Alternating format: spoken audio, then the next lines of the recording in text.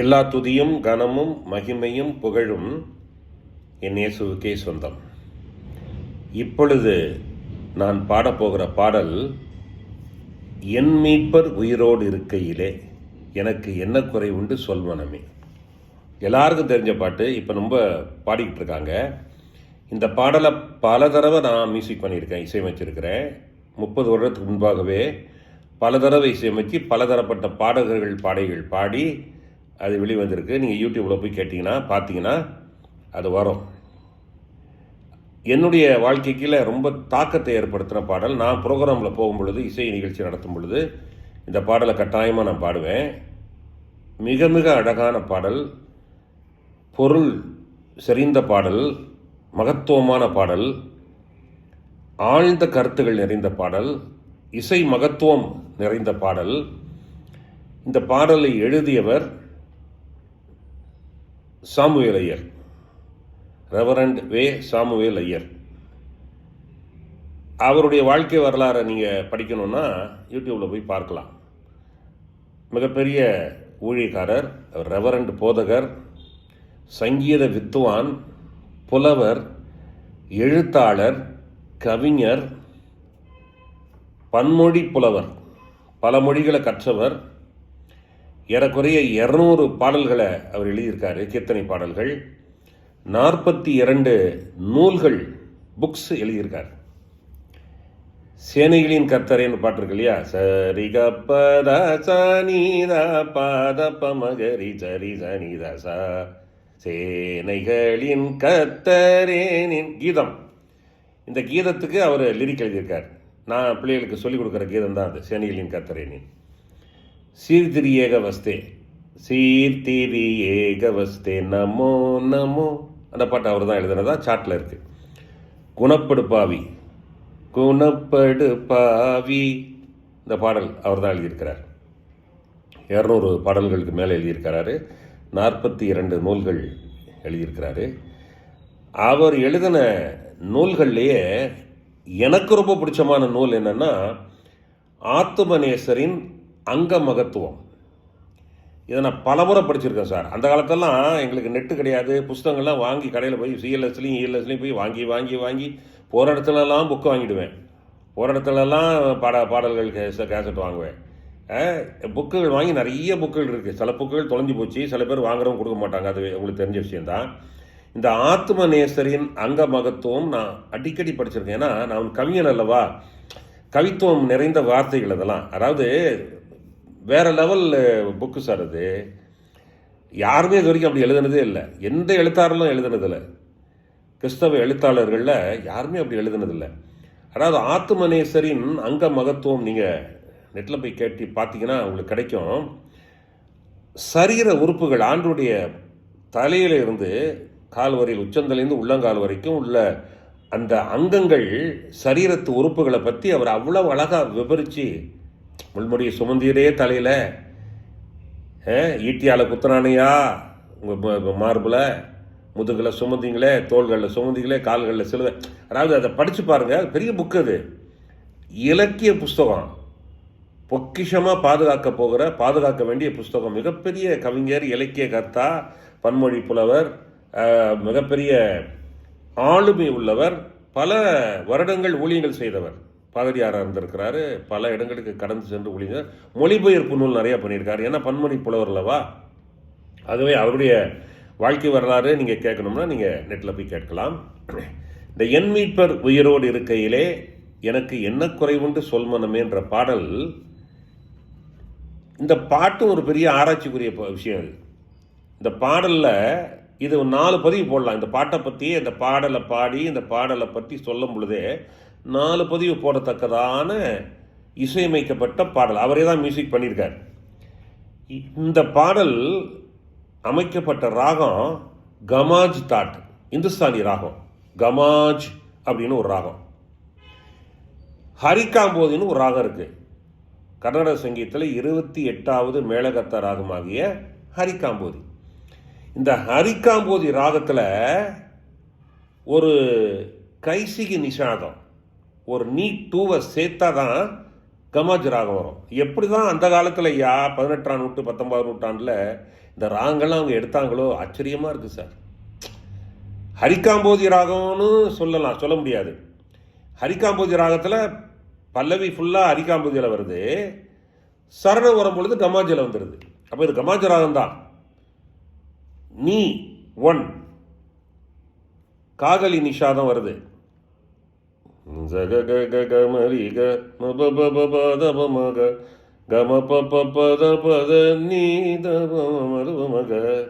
நீ அந்த நீ ஒன் காகலி நிஷாதம்.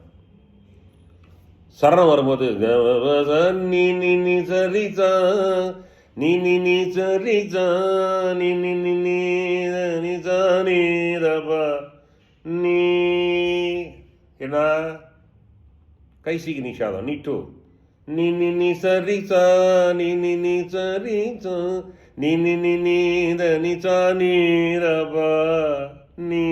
அது என்னது? காகலி நிஷாதம். இது மாறி வர்றதுனால நீ ஒன்றும் நீ டூவும் சேர்ந்த ராகம் வந்து கமாஜ் ராகம் தான். அப்போ இந்த கமாஜ் ராகத்தில் அவர் பண்ணியிருக்காரு. ஒரு 150 வருஷத்துக்கு முன்னால் அவர் இசையமைச்சிருக்காருன்னா மிக மிக பாராட்டுக்குரிய விஷயம். இதை வந்து விதவிதமாக நம்ம பாடலாம். கர்நாடக சங்கீதத்தில் நிரவல்னு ஒன்று இருக்குது. கர்நாடக சங்கீதத்தில் நிறையா இருக்குது இல்லைங்களா? உங்களுக்கு ராக ஆலாபனை, கற்பனாஸ்வரம், துக்கடா, நிரவல், தில்லானா, புர்காக்கள், சொரப்பிரயோகங்கள்.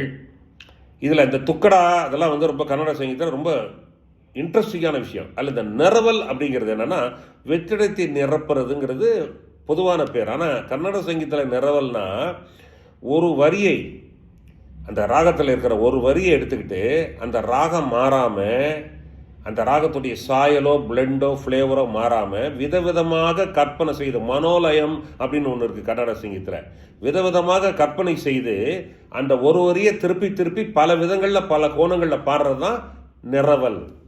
நான் உங்களுக்கு பாடி காமிக்க போகிறேன். பல்லவி எப்படி பாடணும், எத்தனை விதமாக இம்ப்ரோவைஸ் பண்ணி பாடலாம், சங்கதிகளை போடலாம், சரணத்தில் எப்படியெல்லாம் இம்ப்ரோவைஸ் பண்ணி பாடலாம் அப்படிங்கிறது நிரவல் அப்படிங்கிறது. அதுக்கு ஒரு பதிவு தனியாக போடுறேன். இந்த பாட்டு ஹரிகாம்போதி ராகத்தையும் நான் ராகம் பாடி, ஆரோகணம் அவரோகணம் பாடி, ஒரு இசை ஆராய்ச்சி போல் ஒரு ஸ்டடி லெசன் தானே. ஹரிகாம்போதி ராகத்தையும் நான் ஆரோகண அவரோகணம் பாடி, கமாஜ் ராகத்தை ஆரோகண அவரோகணம் பாடி, ரெண்டையும் எப்படி பிளெண்ட் பண்ணியிருக்காங்க அப்படிங்கிற விஷயத்தை நான் உங்களுக்கு இந்த பதிவில் சொல்ல போகிறேன். என் மீட்பர் உயிரோடு இருக்கையிலே எனக்கு என்ன குறைவுண்டு சொல் மனமே. ராகம் கமாஜ் ராகம். கமாஜ் ராகத்தின் ஆரோகணம் அவரோகணம் பாடிட்டு ஒரு ராக ஆலாபனம் பண்ணி என் மீட்பர் உயிரோடு இருக்கையிலே பாட்டு நான் பாடுறேன். இது வந்து 5 சுதி. அதான் 5 சுதினா ஜி மேஜர். பொதுவாக கர்நாடக சங்கீதம் கற்றுக் கொடுக்குற அந்த சுதி வந்து 5 அல்லது 5.5 ஜி ஷார்ப்பில் இல்லை ஜியில் பண்ணுவாங்க. அப்போ தான் எல்லா பிள்ளைகளுக்கும், ஏன்னா குரல் வந்து எல்லாருக்கும் அந்த ஒரு சமமாக இருக்கும், ஒரு கம்ஃபர்டபுளான அந்த சுதின்னு சொல்லுவாங்க இல்லையா. ரொம்ப மேலும் இல்லாமல் கீழே இல்லாதபடி ஒரு கம்ஃபர்டபுளான சுதி ஒரு 5 அல்லது 6 ஜி மேஜர் அல்லது ஏ மேஜர். இப்போ நான் இந்த ஜி மேஜரில் பாடுறேன். ஆரோகணம் பாடிட்டு ஒரு ஆலாபனை கொடுத்துட்டு இந்த ஹரிகாம்போதி ராகம் அந்த கமாஜ் ராகம் எப்படி மிக்ஸ் ஆகுதுன்றது நான் சொல்கிறேன். சொல்லிட்டு நான் என் மீட்பர் உயிரோடு இருக்கையிலே பாட்டு பாடலாம். ஓகே.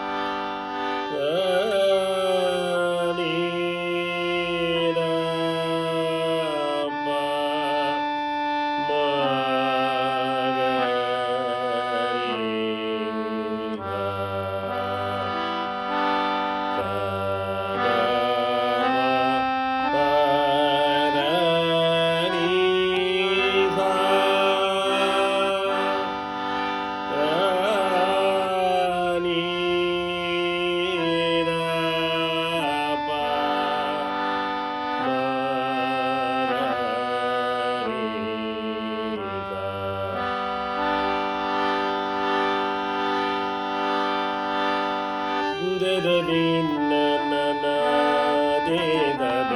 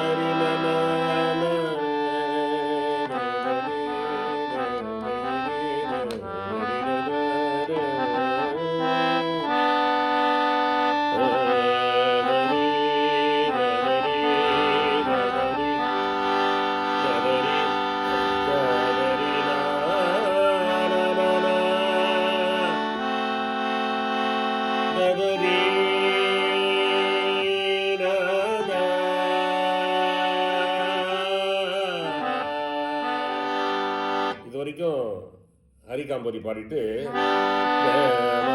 சாணி நீ சொன்னீதப்பா இது கமாச்சு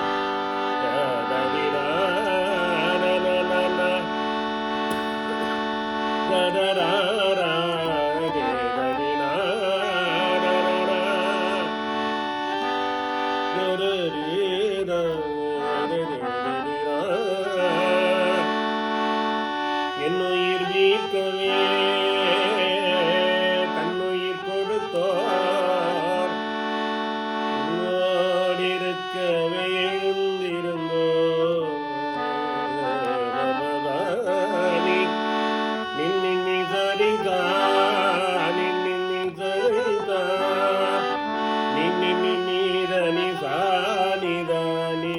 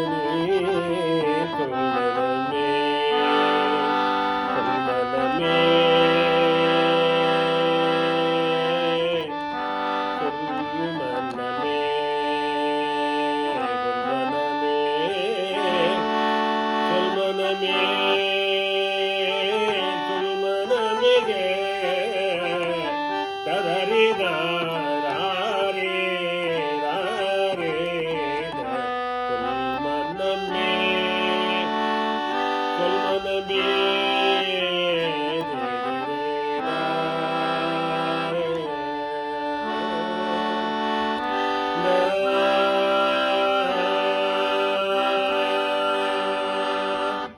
இப்போ இந்த ஹரிகாம்போதி ராகத்தையும் ஹரிகாம்போதியும் கமாஜியும் மிக்ஸ் பண்ணியிருக்கேன் இந்த பாட்டில் எப்படி அது இருக்குன்னு. ஆனால் அந்த ராகம் வந்து கமாஜி ராகம் தான். ஆனால் பல்லவி ஃபுல்லாக அந்த ஹரிகாம்போதியே தொட்டிருக்காரு. சரணம் வரும் பொழுது கமாஜை தொட்டிருக்காரு. அப்போ கமாஜ ராகம் தான். எவ்வளோ இனிமையாக, என்ன அழகாக நேர்த்தியாக அந்த சுரப்பிரயோகம், அந்த ஃபீல், அந்த ஃப்ளேவர், அந்த அரோமா, அந்த பிளெண்ட் எப்படி வந்திருக்குன்னு பாருங்கள். எல்லாருக்கும் ஷேர் பண்ணுங்கள், எல்லாரும் பிரயோஜனப்படட்டும். நடுவில் கொஞ்சம் இருமிட்டேன், கொஞ்சம் உடம்பு சரியில்லை, ஜெபம் பண்ணிங்க. கர்த்தர் தாமே உங்களை ஆசீர்வதிப்பாராக. ஆமேன். அல்லேலூயா. ஆமேன்.